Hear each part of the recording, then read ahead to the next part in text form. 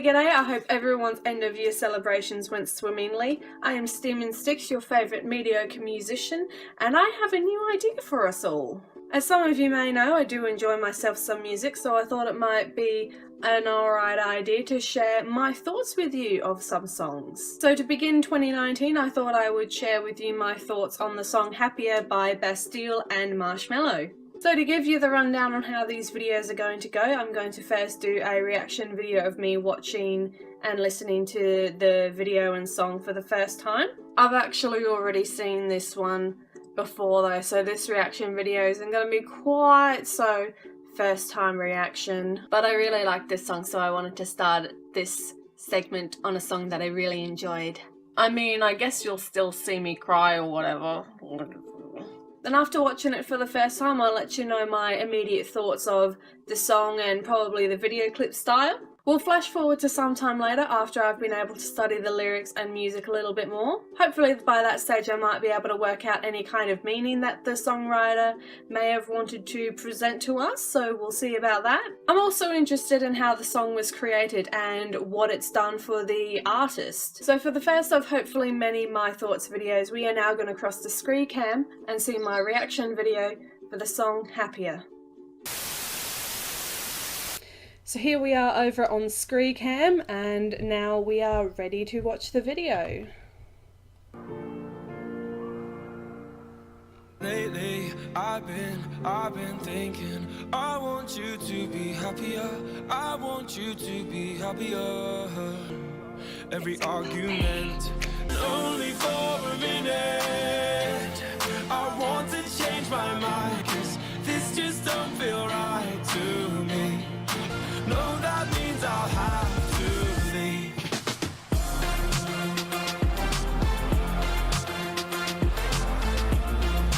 No, that means I'll have to leave.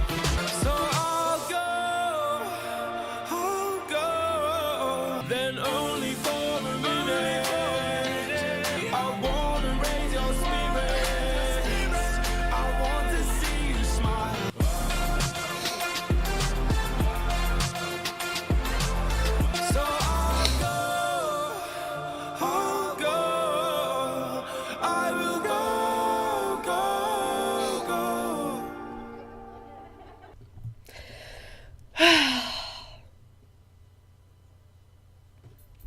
Yup.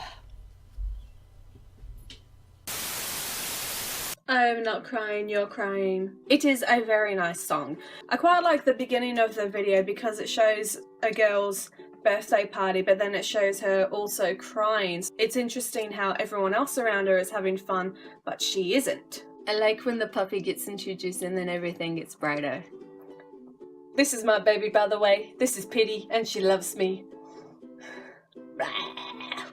I think the lyrics are interesting because it sounds like whatever kind of relationship the singer has with whoever, they're identifying that there's something wrong with the other person and that they are possibly the problem. So that's a bit of soul searching to realise I might be what's wrong with us. I really like the chorus because the way the music brings it up is just, it's got quite a good build, I think, and in all honesty, the first times I started listening to it, I'm literally brought to tears because there's something about it to me that brings a lot of power, and just trying to make it right or thinking you're doing the right thing but you don't want to do it, but it's the right thing so you have to, even though it's not a good thing for you. I think showing the lifespan of the dog and the girl is great to complement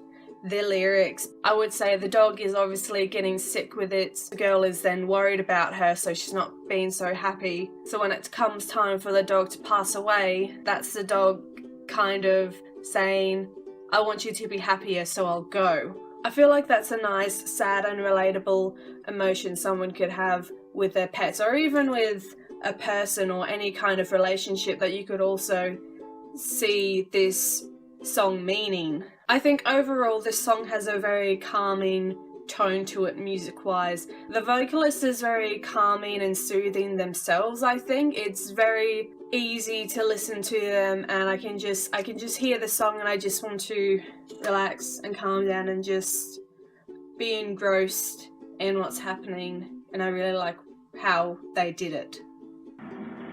Turns out I forgot to end the other one. Oh well. So now at some time later I've been able to study the song and the video clip, so let's get into what I think of the video clip. I probably won't talk about the lyrics too much because I think I actually already said most of what I needed to say in the first bit. In the video, that face Marshmello had, it turns up a lot. It's like in, you know, the soccer team, Guernseys, some of the dog toys and the food bowls and everything, balloons. I think that's quite good to just have their little kind of, their trademark, I guess, or logo in there. That's pretty cool. There's a lot of yellow in it as well, and if you'll just notice, I found my yellow at the top too. It made me realise yellow's not really a colour that gets used very often, so it was pretty, it was a nice colour change from, I guess, yellow not usually being in as much things. I really liked how the next daughter then had her colour being red, but then there were still bits and pieces of yellow, obviously referencing the main girl from it, which I think is quite nice. In the beginning of the birthday party of the girl, a lot of the kids weren't interacting with her. She was kind of sitting at the table all by herself, and everything was really like going a lot around her, which is interesting and sad because theoretically it's her birthday, so everyone's there for her. It is nice though, because then when the daughter at the end comes in, as soon as she enters the room, everyone's really happy to see her, so I quite like how the red daughter did have people who were interacting with her. After a while, I also had another thought in a bizarre place. The girl who blows out her candles is probably the same one that bullies her in the soccer team. So yeah, blowing out the candles on someone else's birthday cake, you know, that's pretty mean. So maybe because they kind of grew up together, both of them just kind of went with the go of, this person's mean to me and I just have to deal with it. I think that's almost fitting, logical, that she's still able to quietly bully her throughout high school and not really be picked up on it by the other teammates. So her dad's around a lot in the video clip, but I noticed mum wasn't really seen. The only person I could think of that is possibly her mum is the one who put the birthday cake down on the table, because I don't know, that seems like only something a parent would do. The rest of it I don't think there's in it. That could have been just because it's just easier to show one parent being lovable to her and everything. But then dad's still the only one that I noticed at the end with the red daughter that was in it, and not this other kind of mum or grandma character at this stage. It kind of made me wonder as to whether or not the girl had any human friends, or at least it just wasn't worth to show in the video clip. So then it was good because then we just saw her interaction. Basically her only good part about life was then with this dog. So as mentioned before, I do like how the main girl's birthday is all yellow and there's people not really paying her attention, but then the red daughter, people are interacting with her, they're happy when they enter the room, and I like how she's got the different colour, but mum's colour is still around as well. And now for the most horrible part, the research I did. I really wanted to avoid just using Wikipedia, but either I wasn't looking hard enough or just Wikipedia was the only one that I was finding that was giving me the answers I wanted. The links to what I used is in the description, so if you want to check out those in a little bit more detail, obviously feel free to. We'll start with Marshmello because let's just start with him. So a quick little rundown with him. He had his first song called Waves, released in March 2015 onto SoundCloud. I found an article from edmsource.com talking about his first appearance on stage, which I'll just quote it directly. It was filled with intense bass. It had roots deep in hip-hop and dubstep. But Marshmello was one of the first artists to take the trap arrangements and lay a more light-hearted, almost pop vibe on top. And that was from edmsource.com. I didn't know what trap music was, so I had to look that up. Good old Google gave me the answer of trap music is a combination of two music genres of hip-hop and dance music. So I guess what Marshmello was able to do differently is he was able to combine hip-hop and dubstep. which made him stand out just that little bit better, which I kind of like, because then what he did different was noticed, so that's nice. If you've not seen a picture of him before, he's got almost like a marshmallow head on him, so he's had quite a few fake reveals of who he is underneath. Some of the fake reveals feature Tiesto, Will Ferrell and Shawn Mendes. I appreciate that he's stirring the pot so that no one really knows who he is. One of the most interesting things I found out about him, so Marshmello had this opportunity to enter this Fortnite contest. He was paired with a Fortnite star called Tyler Ninja Blevins, and together they won $1 million in prize money from Epic's E3 Celebrity Pro AM charity match, which of course I didn't know what that meant at all, so I found a Forbes article telling me what it's all about.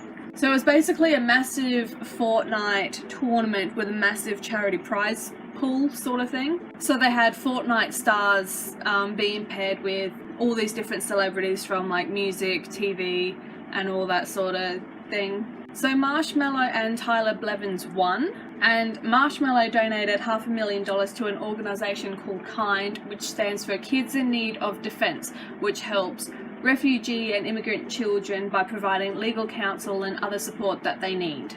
I was quite impressed with that, so that interested me a lot, because I think I would like to be in the fantasy position of having so much money or just to be in a great financial position to just have all this cash to spare and then just donate it to charities to help them out at the very least financially if I don't actually actively go out and do something physical to help them. So I really like that he was in a position to be able to partake in that, and then obviously it worked out for him, so he was able to help the charity he went to give assistance for. And now it's Bastille's turn. So the lead singer of Bastille, Dan Smith, he's the primary songwriter and also founder of the band. It was supposed to just be a solo thing, but then he was able to get Kyle Simmons, who joined on the keyboards, Will Ferguson on bass and guitar, and then they got Chris Wood being their drummer. They formed in 2010, and then their first studio album released in 2013. So this also had Pompeii on it as well. In 2010 they released a limited edition album with just 2 songs on there. They also only made 300 copies as well. But what's awesome about it is a radio presenter named Alex Baker got his hands on a copy, and then because he was on the radio, he was then able to share their music and then get it to be heard by the people listening to the radio station. Yep.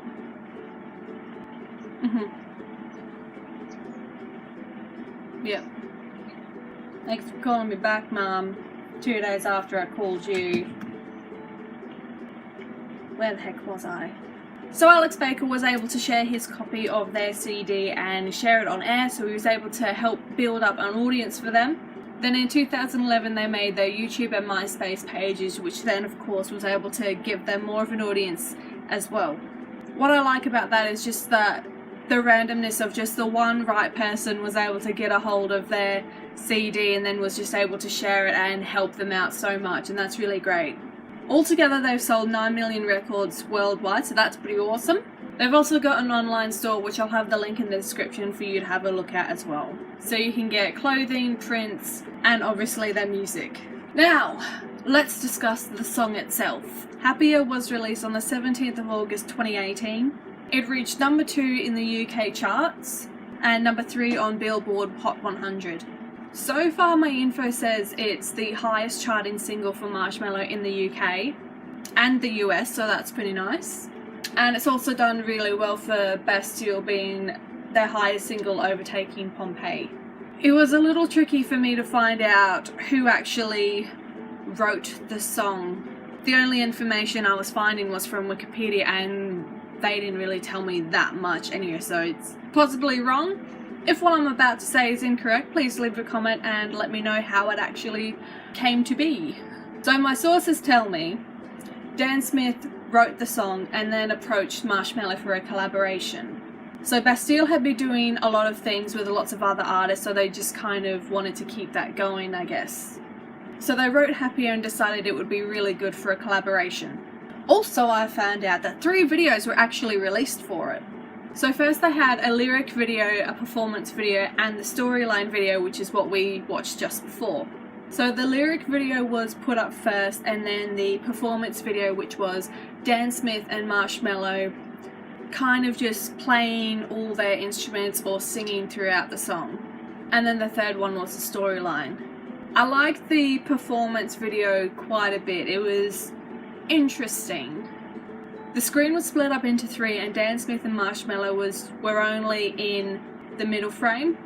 So they were singing and playing instruments, and they kind of had smooth transitions of like the frames in that bit, just kind of moving them around and then showing the different things that they were doing.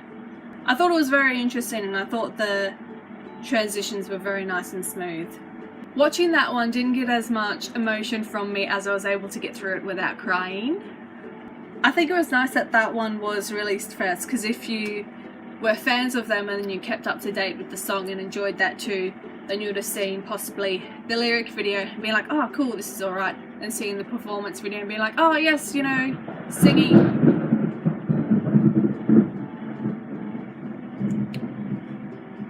It's thunder if that picks up.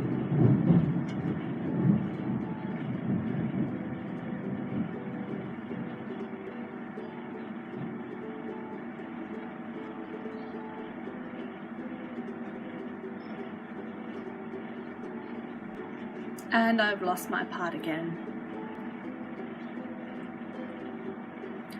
So the performance video was good having be the second one, because then you're like, oh, this is good, you know, I get to see them singing or playing instruments, and just the way that the video turned out, it looks very nice.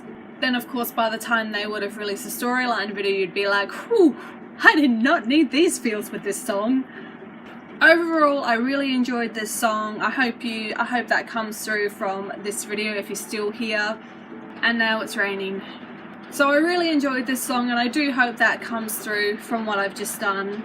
I wanted to start on a song that I really enjoyed, so I thought this would be a really good one to start on for the segment of my thoughts.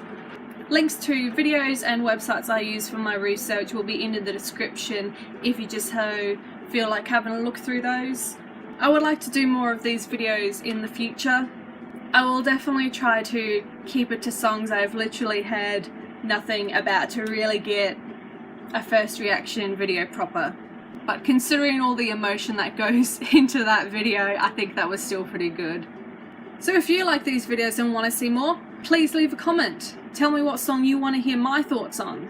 It'll be really great for me, because if I haven't heard it before, then I'm learning new things. Please feel free to check out the rest of my YouTube channel for my music videos and my cosplay day outs. You can find Steamin STIX on YouTube, Facebook, Tumblr, and now Instagram. Hope you enjoyed it, and I'll see you next time.